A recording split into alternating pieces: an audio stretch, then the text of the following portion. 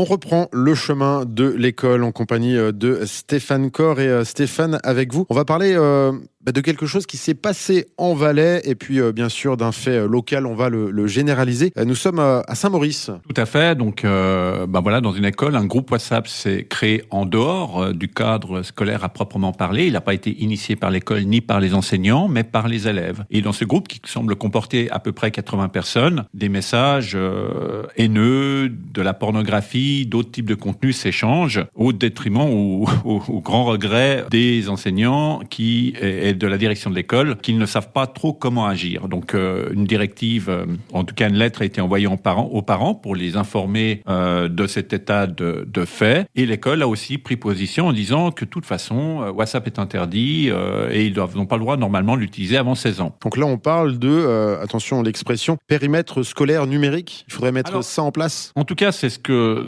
je pense, c'est qu'il faut aujourd'hui considérer que le périmètre scolaire ne s'arrête pas aux limites physiques de l'école, mais du moment que l'école met en relation des personnes, des élèves, et que ces élèves, par rapport à cette mise en relation, se connectent à travers les plateformes sociales, on est dans un périmètre scolaire qui a une autre dimension, qui n'est pas limité par l'aspect physique, ni par les horaires, et on doit sensibiliser les élèves sur ces questions-là. Les sensibiliser au cadre légal, leur montrer aussi comment on peut signaler des contenus, faire des captures d'écran ou les signaler à travers les outils de l'application, comment on peut déposer plainte à distance auprès du ministère public, on n'est pas obligé d'aller dans un poste le cas échéant, de dire qu'on peut aller dans n'importe quel poste dans le canton où on se trouve pour aller déposer plainte par rapport à un problème auquel on est confronté, et de dire aussi que on peut aussi essayer de mettre en place des chartes d'utilisation de ces plateformes et l'école peut accompagner par exemple dans la création de la charte. C'est pas dire qu'elle reconnaît le groupe PO, c'est-à-dire que quand on est dans un aspect de communauté, du vivre ensemble, on peut essayer de mettre en place un certain nombre de règles qu'on s'engage tous plus ou moins à suivre. Donc après, il faut trouver qui administre le groupe et à ce niveau-là,